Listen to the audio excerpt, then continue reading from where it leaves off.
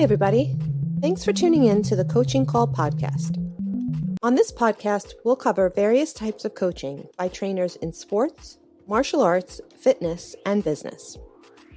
We'll discuss each coach's methods to getting the most out of their respective athletes or clients and how they attempt to change the platform in which they coach. Join us on a fun adventure as we discuss unique coaching styles. Coaching is a universal part of how we get others to get something done. Join your host, Rafael, and his guests on this unique journey in coaching. Hi, I'm Sifu Rafael, and this is the Coaching Call podcast. If you enjoy this episode, please subscribe and leave a review. This episode was made possible by listeners like you. Dr. Angelo, and I know you don't necessarily want to be called doctor, but we're going to get to that part, right?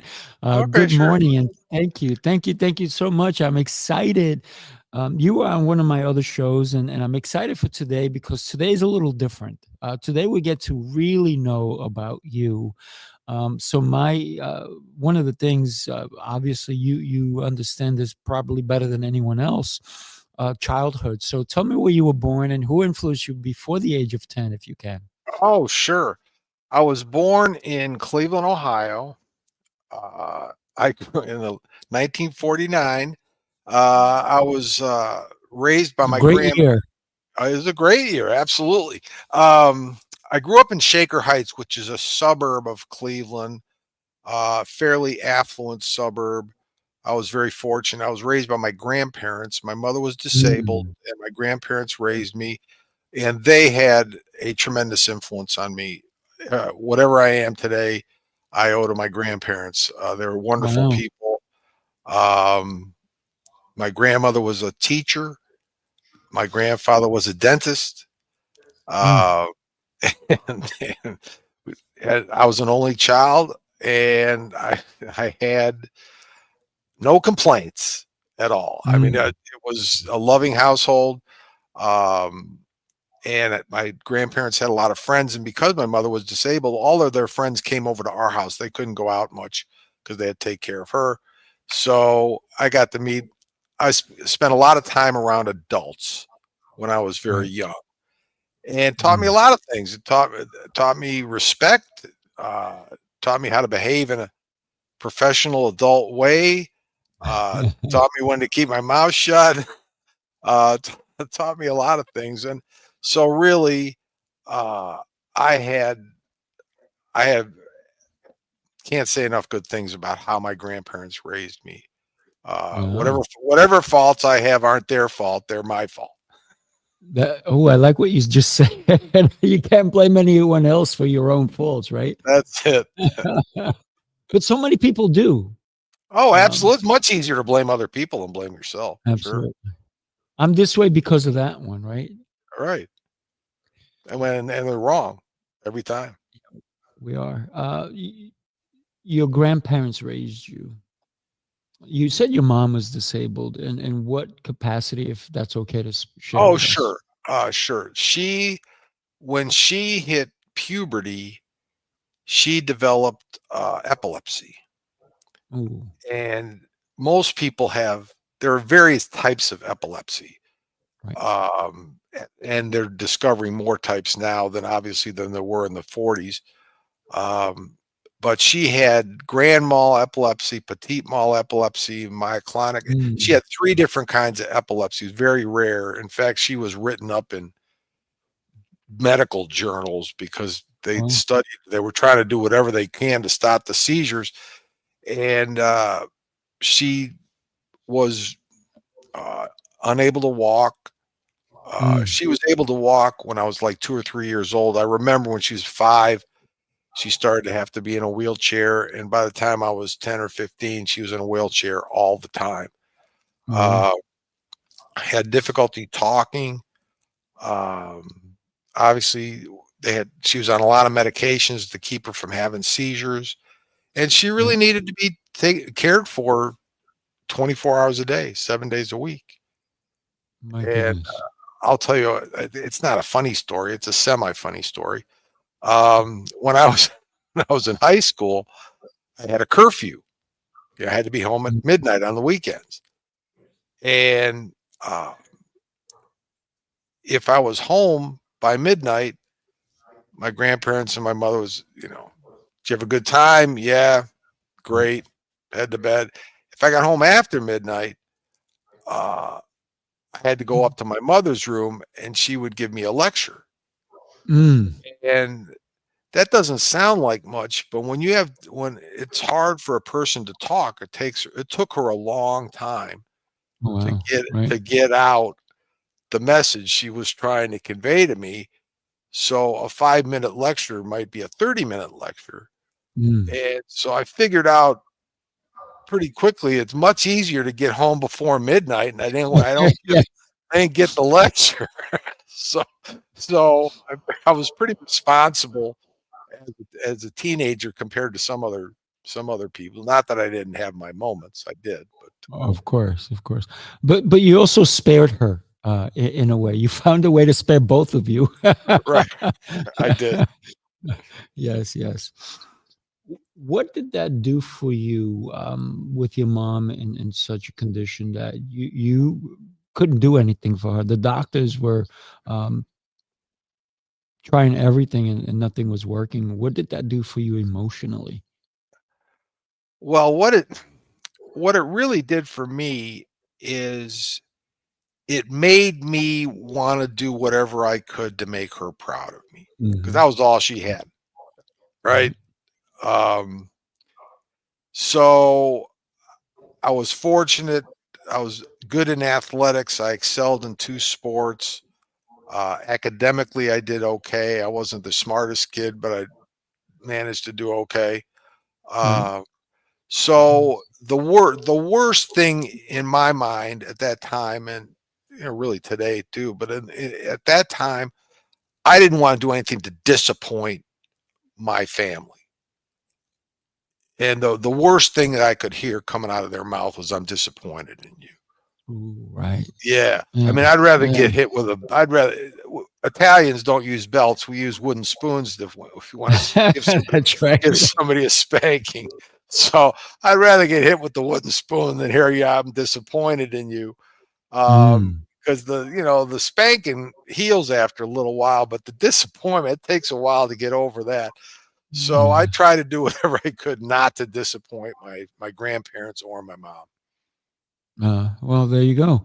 The spoon was always better than the words, right? The Yes. feeling. Yes. When we and you said Italians, we don't use belts, we use spoons. That's kind of funny. Yeah, well, that's true. The wooden spoon, get Yeah. out the wooden spoon. It's on the, and this was not a small wooden spoon either. No, This no. was this Well, you was a gotta make wooden the spoon. pasta. You gotta make This the is a sauce, wooden right? spoon about this big, and it was heavy too. That's an industrial grade wooden spoon. Oh, I know it. I know it. And I'm Colombian. Would you believe it? I believe So it. Sure. consider you growing up. You see your mom, going through all the things that she's going through, and you acknowledge your grandparents. They're taking care of two. They're taking care of her, and they're taking care of you. Yes. What would you say was one of your biggest takeaways after you moved out of that household? After I moved out of the household, uh, I saw my grandparents just continue to do what they'd been doing. They did Mm, make they did do a couple little things different. They bought a house in Florida where they spent the winter. right. And after I went off to college, and it was I watched it. It was hard getting my mother from Cleveland on the airplane to Florida, and I watched them do it. And one of the things I would do for them is they'd fly down to Florida, and I'd take their car and Mm, I'd drive it down to Florida for them so they'd have it for the right, right. winter. Um, and on one of those trips, I had to drive through Georgia. You drive through Atlanta, Right. so I drove through Georgia and kind of thought Georgia was a neat place. And then when it came time to go to graduate school, I applied to the University of Georgia. I applied some other places too, but just because I thought Georgia looked nice and people seemed to be nice while I was driving down to Florida with their car, that I ended up going to Georgia to graduate school. And Wow, look at that. yeah, but I watched them try to live as normal life as they could. They were great. They made friends very easily. They were great people, and my mother ended up enjoying Florida because she could spend a lot more time outside. Cleveland is not the kind of place you want to spend a lot of time outside most of the time. So she made a lot of friends, and they really enjoyed their time down in Florida. And I tried to go down and visit them as much as I could. But I just saw them trying to live the best life they could, given the cards that they were dealt. Yeah. So you decided to go to Georgia. What was your deciding factor in the career that you currently have had? And it's been a great career. What was the deciding factor for you to even choose such a career? And then we'll get into what your career is. Sure. Well, I went to college with the idea of being a dentist. My grandfather was a dentist. My father, who left when I was 5 years old, but he was a dentist too. So really, dentist, that's all I knew.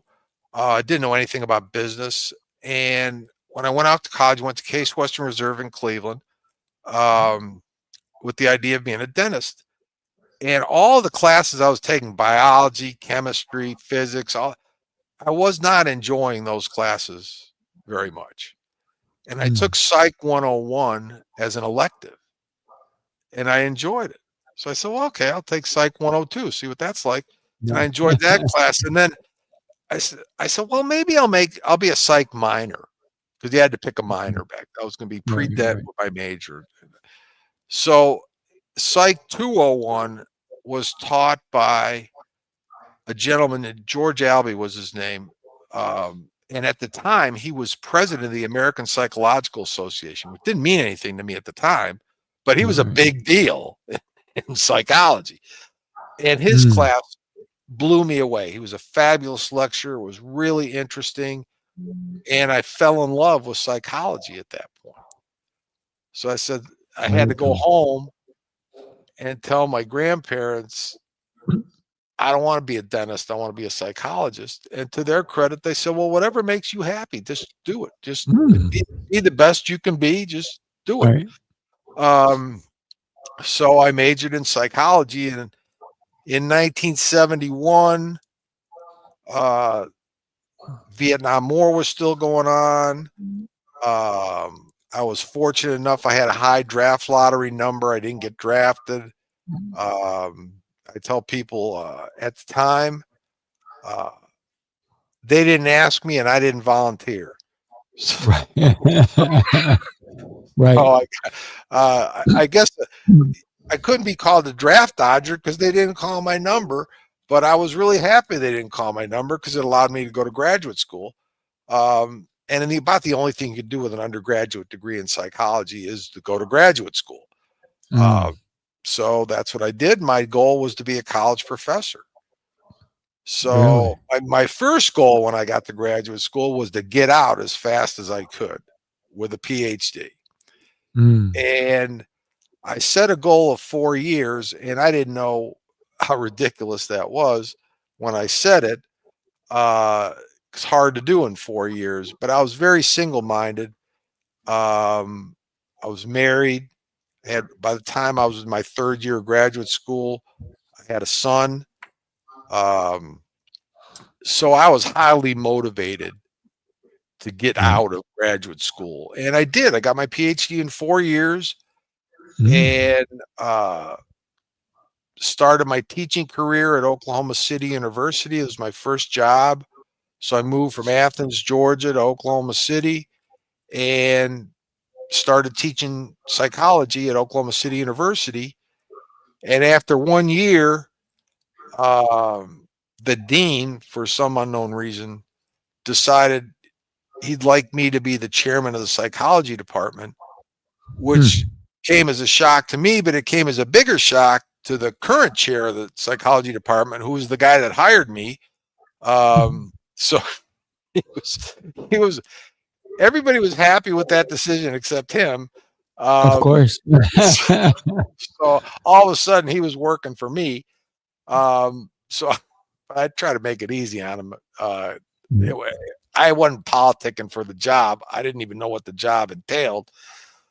But one of the things the job entailed was making out the schedules for everybody, teaching schedules. So since they weren't paying me anymore to be chairman of the psychology department, I said, well, one thing I can do for myself is give myself the best schedule. Right. So I was not, I was not teaching any 8 a.m. classes. I was not teaching any 6 o'clock at night classes. All my classes were from like 1 o'clock until 4 o'clock in the afternoon, 3 days a week. So 2 days a week, I was in the office a little bit if students wanted to come and talk to me about something or making my lesson plans. But I had a pretty easy schedule. And in the 4th year, the school was in financial trouble, small liberal arts private school. And they were going to have to cut 20% of the faculty. And I'm sitting in on these meetings, and I was the third person in a 3-person department. Even though I was the chairman, I was the last person hired.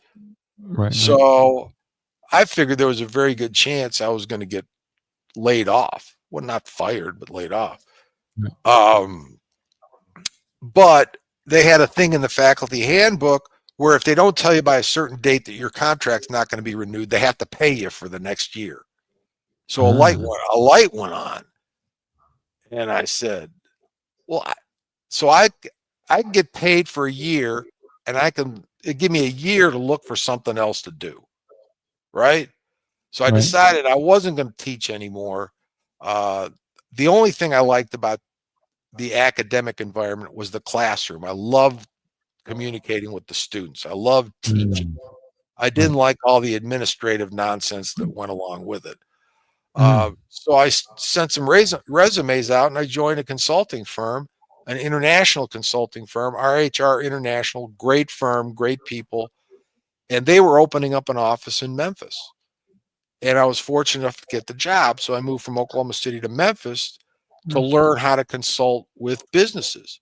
And this was a big change for me because I was used to wearing jeans and a T-shirt to teach. And I had to buy like 3 suits. I didn't own a suit.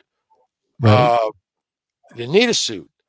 So I bought some suits. I had to learn. I dress up. They asked me to shave my beard because businesses at the time didn't like people with facial hair, and now everybody's got facial hair almost now. Not you, but almost everybody else. But so they taught me how to work with businesses, and I really enjoyed it. I love working with business people because business people will make a decision. Business people will try. They'll try something. If what they're doing is not working, they're willing to try something else. If you're doing individual counseling with people or therapy, whatever, a lot of times you know what they need to do and you can communicate what they need to do, but you can't get them to do it. Right. Which makes progress difficult. But businesses, they'll try stuff. They'll make a decision. They want your advice. They're paying good money for your advice, and they'll try it. And if it doesn't work, they'll try something else. So I really fell in love with working with business people. So I did that for 2.5 years, and I developed a client relationship here in Nashville with a gentleman named Bill Cochran. He's passed away now, but he was a big influence on my life. And after working with him for a few months, he encouraged me to move to Nashville, set up my own shop. So in 1982, I set up my own consulting business, the Company Psychologist, here in Nashville, and I've been doing it ever since. Love it. Love it. Yeah. Love it. That's my journey, my professional journey anyway. So you got your doctorate and you thought teaching was your your jam, right? Yes. But like life threw curveballs at you, and Yes. ideas changed. Um, and you've been helping people all along, just in Yes. differently than what you thought you were going to be helping Yes. people in, right? Right. What's your biggest takeaway from college and even getting your doctorate? Ah, I guess my biggest takeaway is just to be persistent. Mm. If you've got a goal, you just got to pursue it with everything you've got. I mean, like I said, when I got to graduate school, my goal was to get out of graduate school as fast as possible. So I had to figure out how can I do that? Right. And almost everything I did from an academic standpoint was designed to help me to get that doctorate as fast as possible. Mm. And I wasn't going to let anything distract me. And Right, right. so, in college, I I learned this after getting a 1.6 my first semester, which was not too good. Ooh. My folks were a little shocked. Got 3 C's and a D. That was never got a D in my life before or since. Um, Right. but there were a lot of distractions. You go off to college, there's always somebody around Mhm. who wants to Right. do something else besides study, Right. right? And it was my first time away from home. Um, and the first time I didn't have the kind of structure that I had in high school. Uh, Mm. and I had to kind of redevelop that, find my own system for managing my time, learning how to say no, uh, Mm. learning how to balance. I played 2 sports in college and I was in a fraternity. So there was a lot that I found that I work better when there's things that I absolutely have to do. Right. Right. So Mhm. That makes sense. when you're playing 2 sports, you got to show up to practice and Mhm. you've got to prepare. You got to study the play. I was the quarterback, so I had to study the playbook. Mm. And then I had to go to my uh, either my dormitory room or later on my apartment and study my academic stuff. So it really taught me self-discipline. It taught me how to structure my time. uh, Taught me what things were important, what things weren't important, and try not, and on the weekends you could have a little bit of fun. We managed. I Right. was in a fraternity in the '60s. Mm. If you saw the movie A lot Animal of House, fun. you can get a pretty good idea of what my fraternity was like. Um, Oh, so it was I had a lot of fun, but I managed to uh, discipline myself enough where I could get out again in 4 years, which is much more yeah. common then than it is now, getting out of Right. college in 4 years. Yeah, you could do it back then. I think that colleges make it difficult now. Well, Angela, one of the things that a lot of people do, to get an average like you had, they're like, "Oh, college is not for me," and they leave, right? And so many people have done that. But Right. you talked about persistence, right? You said, "Wait a minute, I can do better." But it Oh, came yeah. down to you, right? Oh, absolutely.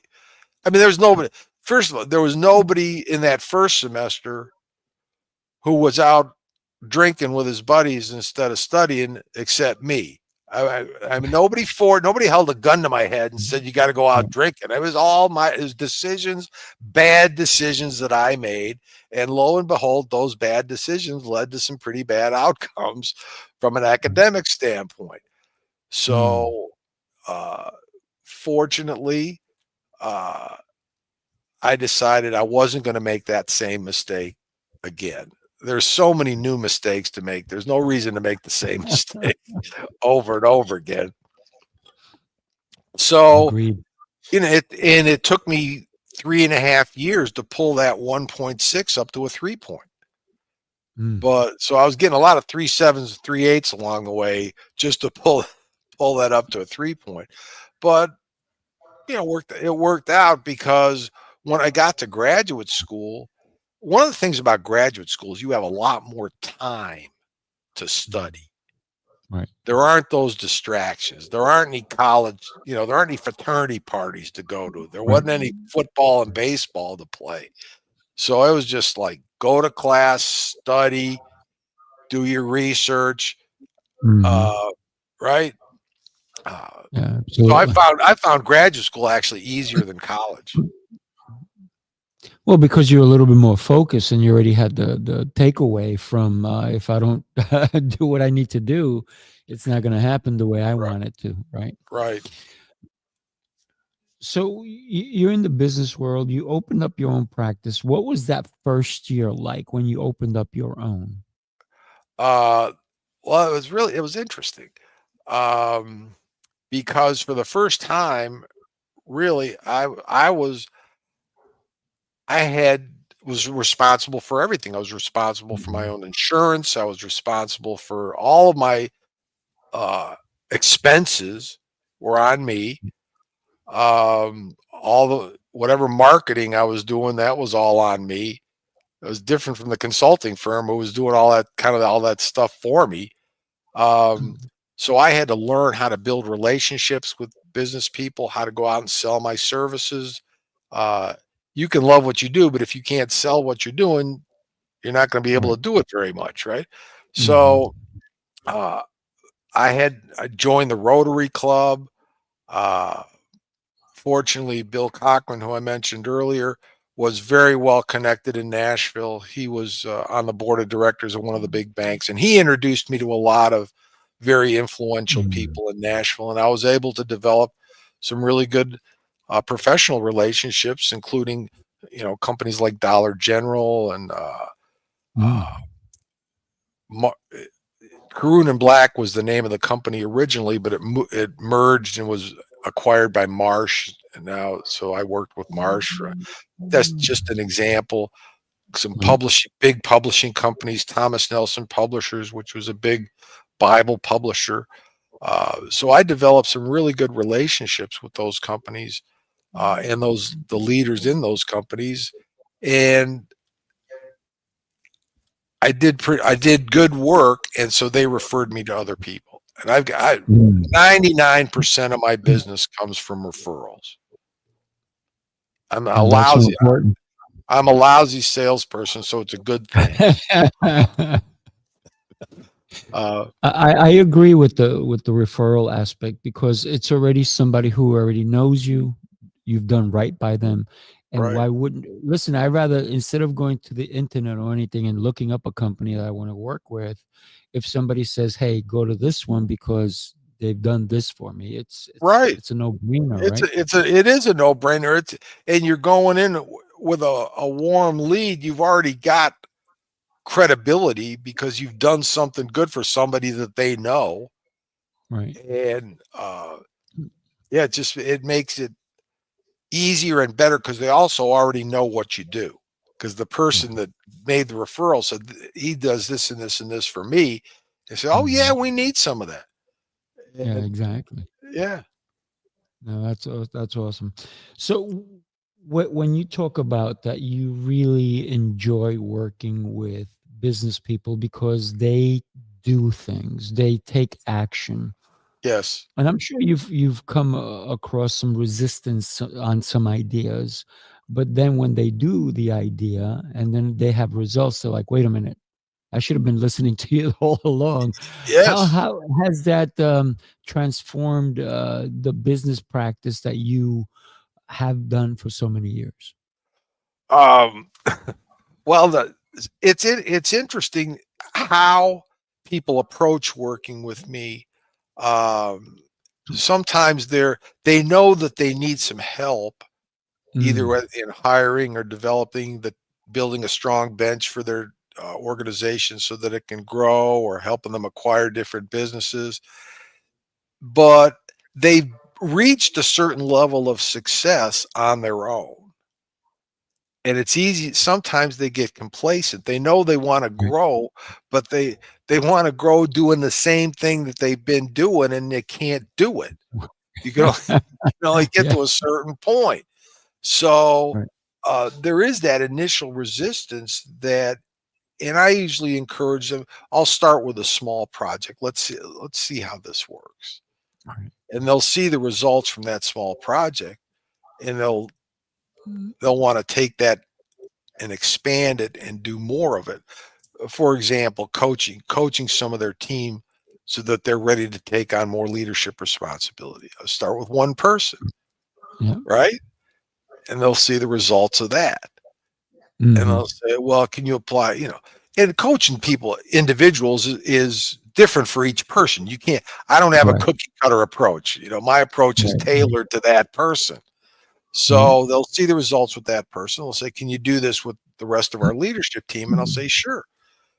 And so Mhm. then I've got to learn what each person's strengths, weaknesses, areas for improvement are, what their hot buttons are, what their fears are, what why they're, what I need to overcome to help them to grow.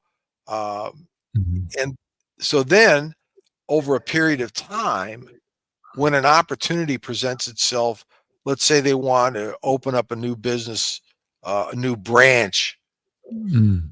in Colorado.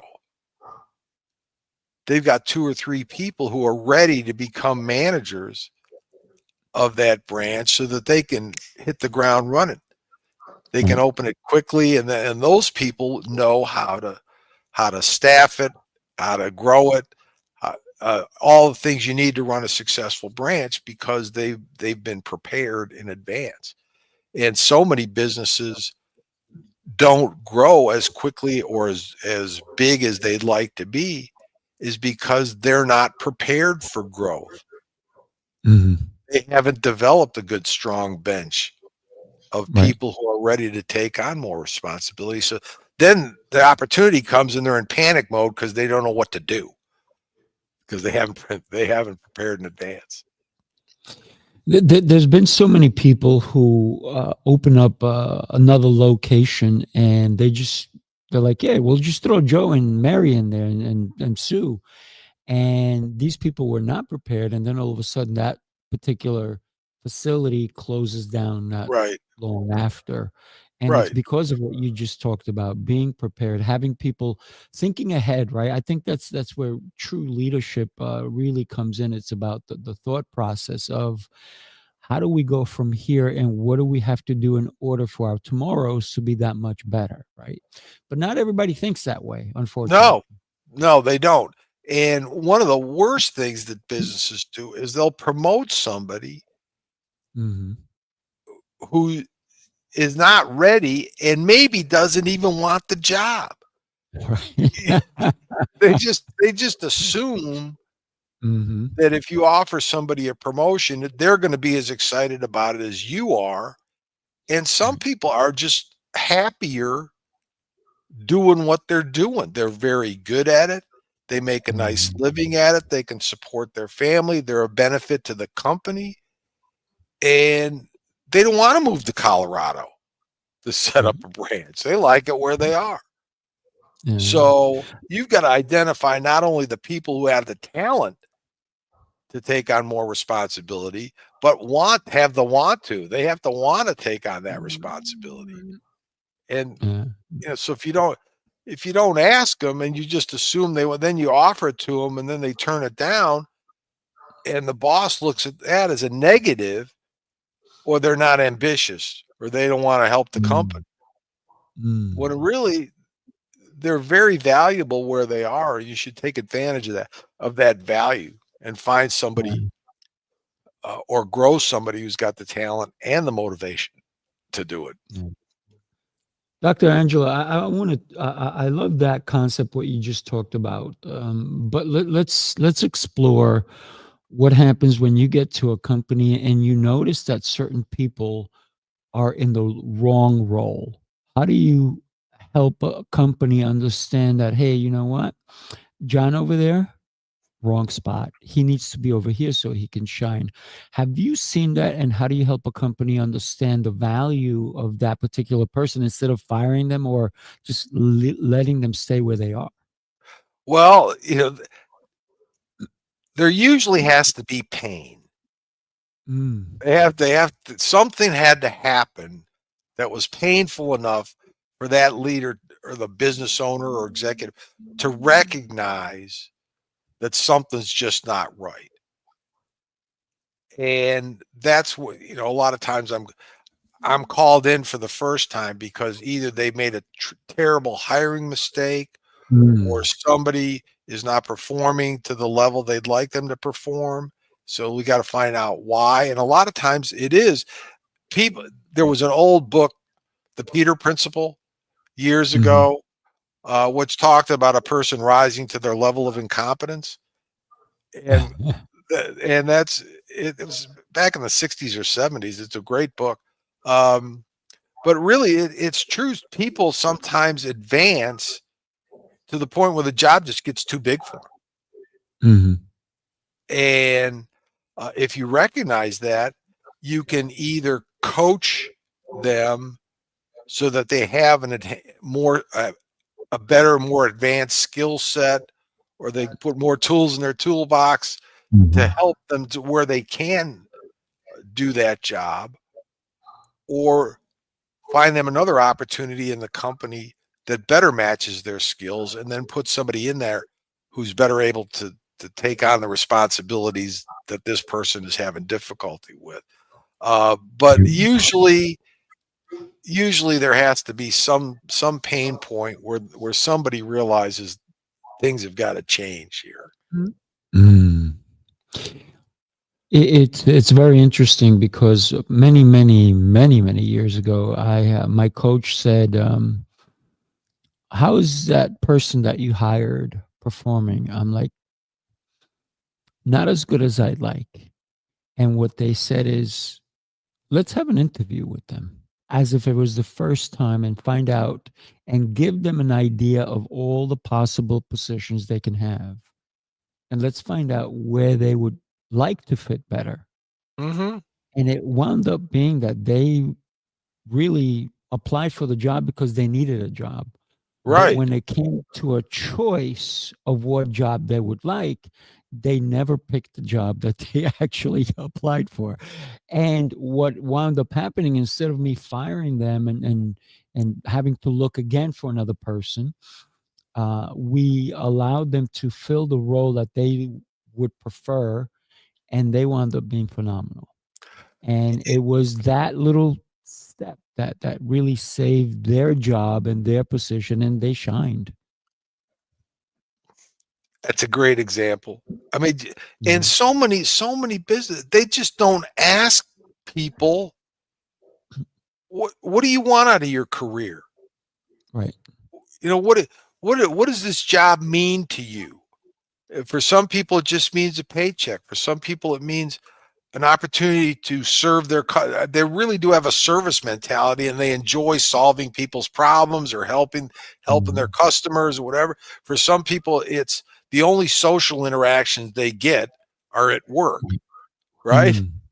So they Mhm. build their friendships there, and it's very important to them from a social standpoint. But it's different for a lot for people. You got to find out what's their motivation, what's their driver, why are they there in the first place? If they're just Right. there for a paycheck, those are the worst employees you can have. Because Right. if all it is a paycheck, the minute somebody offers them a couple dollars Something more an else. hour, they're out because Yeah. the money was all they cared about. But Yeah. if you can provide an environment where a lot of that person's needs are met, not just their financial needs or their security needs, but socialization, they feel good about themselves. People like to feel good at what they do. It makes them Right. feel good about themselves, right? So if you Yeah. give them an Yeah. opportunity to feel good about themselves, they're less likely to leave, and they're more likely to be a high performer because they love what they do, and it makes them feel good to be recognized uh, for doing a good job. Uh, So yeah, but if they're in the wrong spot, they're just going through the motions, and you don't want people who are just going through the motions. They're just correct. doing enough where they don't get fired. Yeah, and that person has been working for me for 23 years, and they are phenomenal. I got to tell you, it was the best decision I made. Um, before we go on, I want to talk about community when we come back in, but let me share this with you. Take a look. The city never sleeps, and neither do the dreamers who build its pulse. From every corner of the globe they come. Visionaries, creators, leaders, each carrying a spark ready to ignite the world. This is not an event. It's a revolution of rhythm and reason. A symphony of minds. A movement of momentum. Sifu Rafael, Lancelot, Jose Escobar. Together they set the stage for brilliance. This is the NYC experience. Mastermind, light up the city. They coming from the east, coming from the west. Knowledge on deck, put the truth to the test. Leaders in motion, hearts in sync, dropping wisdom so deep it'll make you think. They bring stories, sweat and flame, different faces, one shared name. Elevation, that's the sound. NYC experience, mastermind, where purpose is found. There you go. And that's happening soon, December 6th and 7th. Anybody want to join us? Let me know. We'd love to I hope have it you. goes well for you, man. You know it will. You know why it's going to go well? Because we have incredible leaders who are going to be there. And I know you couldn't be here, but the next one we'll have you there. So let's talk about community and how important is that for business? Because you help people in their business, but how important is community in their business to have the socialization as well as just the great work ethic? Well, I think we found out how important community is during COVID, Yeah. when people were forced to work from home, and we all of a sudden we found out that people were getting depressed more, they were drinking more, they weren't taking care of themselves, they were anxious, they were lonely, because for a lot of people, their work is a big part of their self-worth, Mm. right? It's important to them to be good at their job and to be recognized at being good at their job. And they've built relationships with their customers, and they've built relationships with their coworkers. And those become a big part of their life. And when you take that away from them, suddenly, like COVID was like, wow. I mean, it Yeah, happened that's really fast.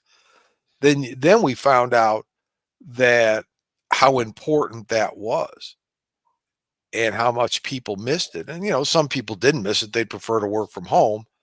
But, right. but they also, those people learned a tough lesson in that working from home can be career limiting, because out of sight, out of mind.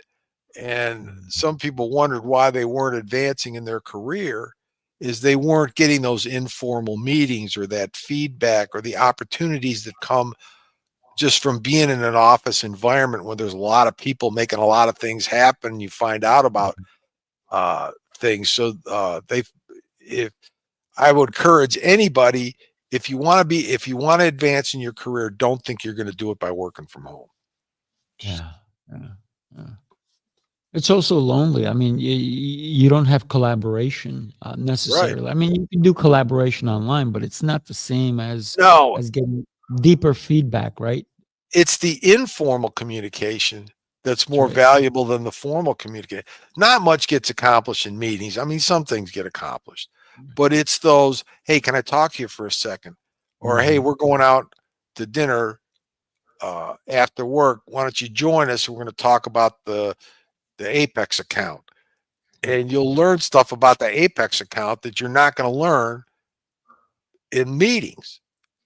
Right. So it's that kind of thing. And it also gives you a chance to show initiative, show enthusiasm, asking good questions, just being around. If somebody needs help with something, you're there to help. There's a lot of benefits to that informal network that every organization has.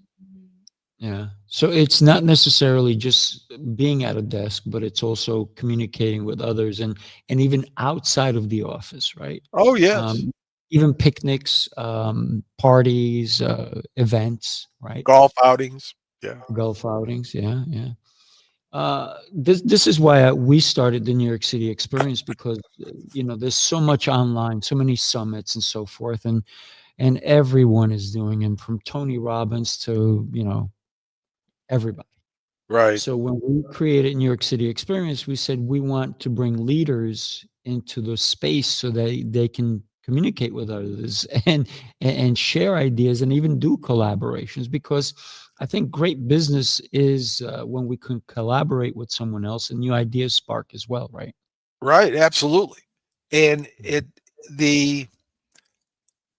there's nothing like being live with other people. Yeah. I mean, I agree with that. You just don't get the same vibe. Like if we were in a studio together right now live, it would be different than what this is now. I mean, this is good, but it would Right. just be different. And Agreed. there's something about it. There's the energy feels different. It's more intense when you're live with another person than Oh, or with a group of people than when you're just by yourself. there's no doubt.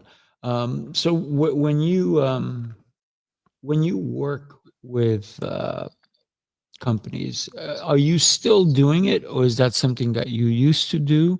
Talk Oh, to us about your oh no. current situation, young man.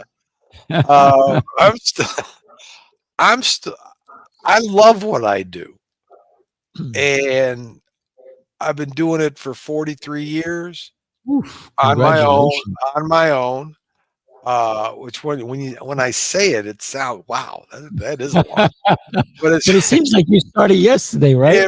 it's gone fast. I mean, what's really cool is you walk around Nashville and every once in a while I'll run into somebody that I interviewed 30 years ago. Mm, And they'll say, "Oh yeah, Doc, I remember you. We had this conversation and what are you up to now?" Okay, mm, so I love what I do. Uh, I'm good at it, which really it makes me feel good about myself. Um, and I don't know what I would do if I wasn't doing what I'm doing. I mean, I don't. yeah. Um, so I'm just as excited about it today as I was the first day I started my business. I'm more selective in who I Mhm. work with now. Um, but I tell people all the time and it's a common question when you get to be my age, you get this question all the time. If somebody hadn't seen you in a while, they say, "Are you still working?" And I tell them, "Listen, my retirement party and my funeral are going to be on the same day." So yeah, Boom. yes, You and me both, man. We love it. yeah, I, By the way, yeah, I wanna invite you to my 100th birthday party, just so you know. terrific. So I'll be like We're gonna have 112 fun. or something at the time, We're gonna have 115. fun. Yeah, yeah. That's good. Just wheel in Angelo; he'll be there. No, no, you're gonna come. We're gonna be dancing and partying and moving and Beautiful. um, I'll be because there. you're very vibrant. You're still going, and I love what you just said that the day I retire is the day I die, right? Yeah, Because retirement is that means you were tired to begin with, right? yeah. That's how I see it. I'm not Well, you know tired. what's really interesting is I play a lot of golf, and I'm a member of the club, and a lot of the Mm, guys my age are retired. Okay, so I like to go there and have breakfast in the morning before I have my appointments, and one of them will walk by and say, "You playing golf today?" I said, "Nope, I got appointments today." And I've had more than one, less than 20, but more than one say, "Man, I wish somebody would hire me." Because right? Because they were mm, forced to retire when they hit a certain age, mm, and they don't have the kind of skill set where they could set up their own shop or do consulting or whatever. So I've seen too many people when they retire, they start to go downhill. They did. Uh, They did. yeah, they do. And health wise or cognitively, one of the great things about what I do is it forces me to keep my mind sharp. I mean, I'm thinking about stuff all the time. Ooh, I love You know, it. I'm helping businesses. I'm solving problems. I'm trying to come up with creative solutions, and it keeps me in the game, it keeps me active, and uh, I just can't imagine not doing it. Like I said, Well, one of the things that I think, and it makes a lot of sense. You said everybody's declining once they retire. It's because maybe they don't feel the self-worth anymore.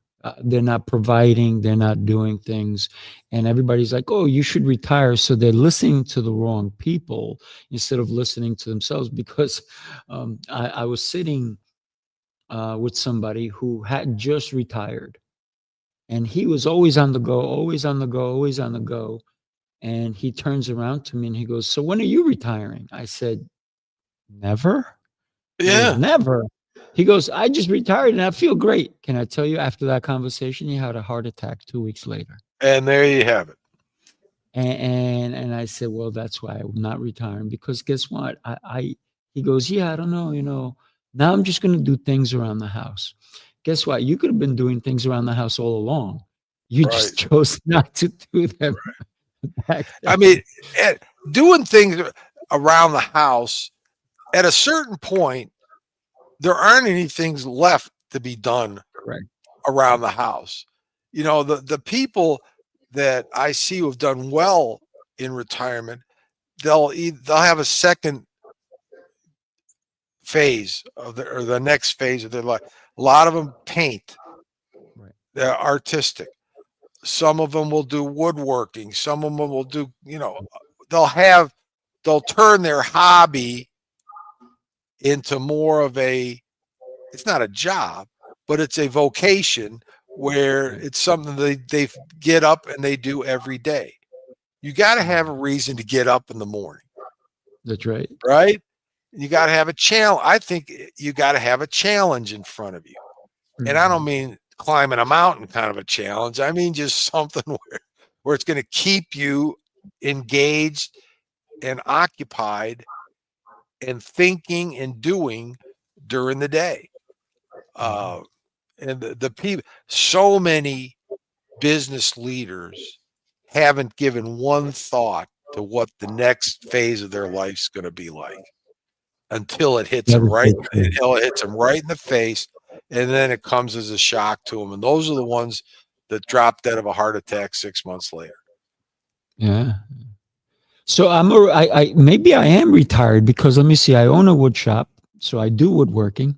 I paint murals just for the fun of it. So maybe I am retired.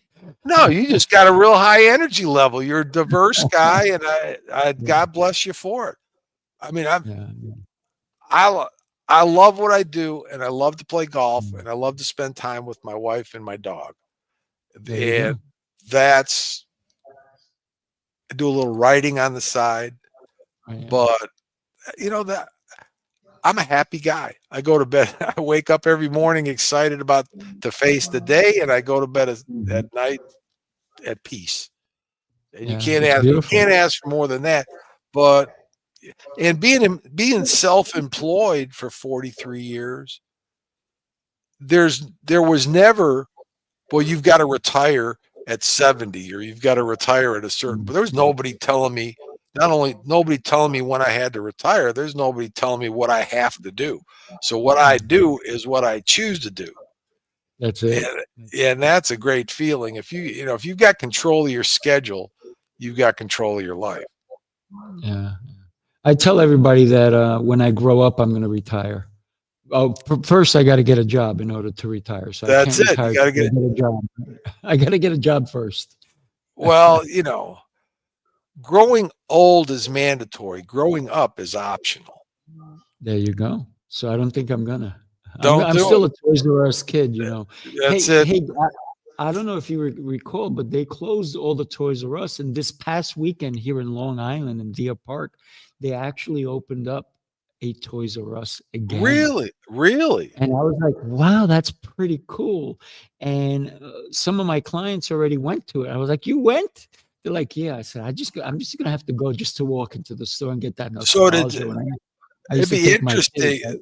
Yeah, I used to take my kids too. Absolutely. Mhm.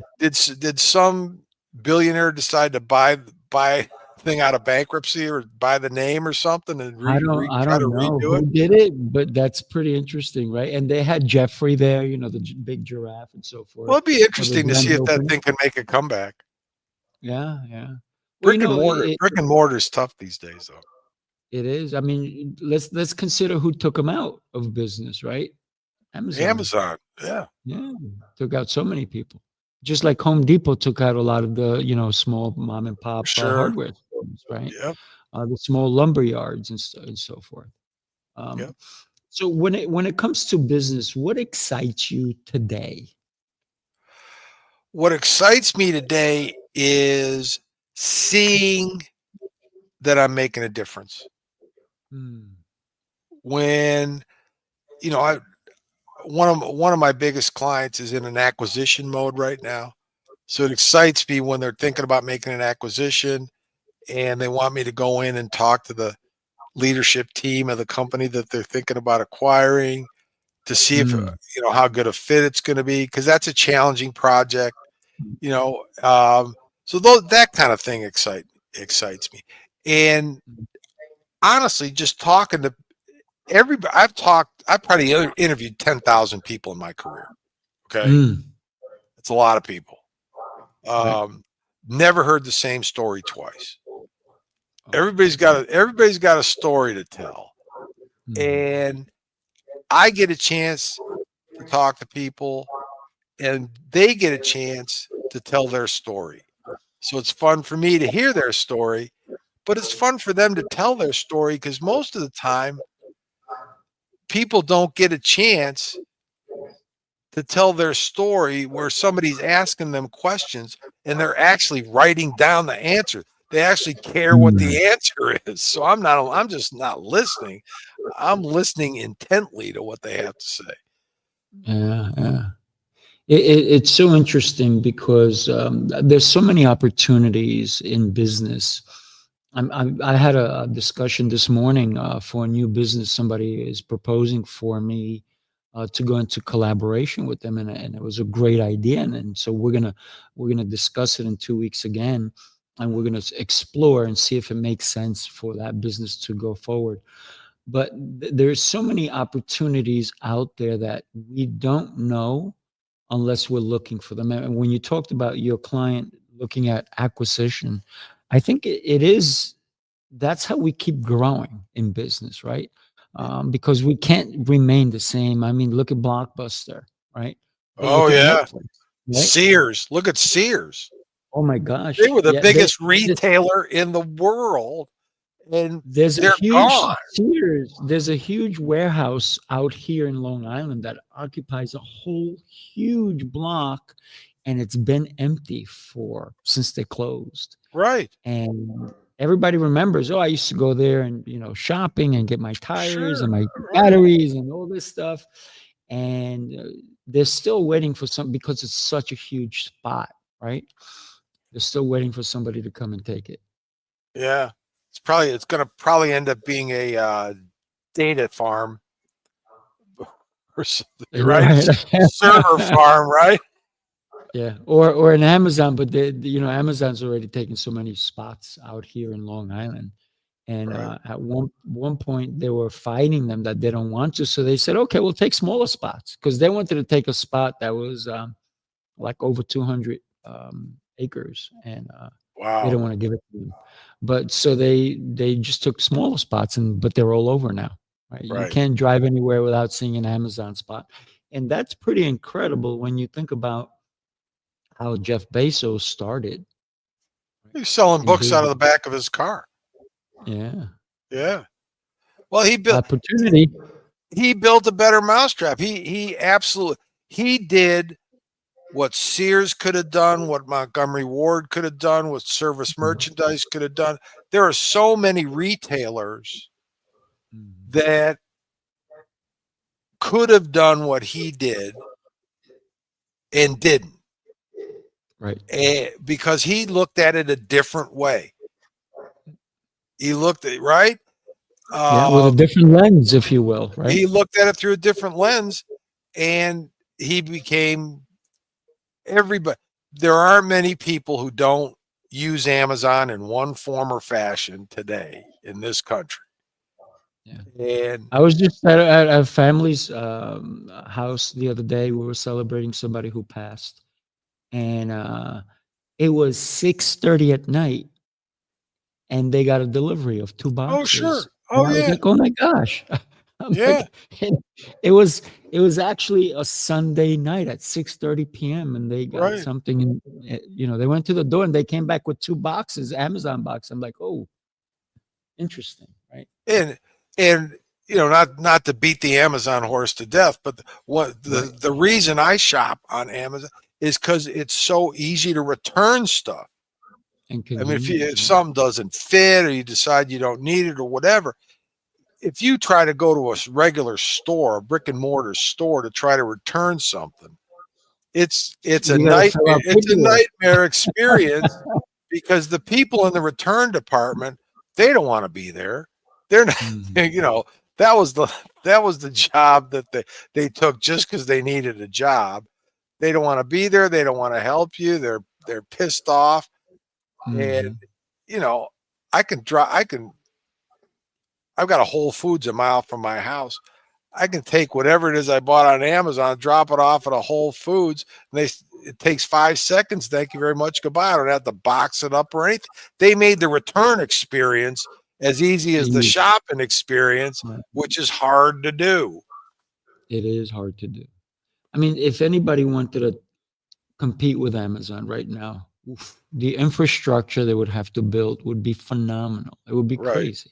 Right. Dr. Angelo, oh my goodness, you and I know I can feel it that we can talk for hours upon hours about all different types of things of business.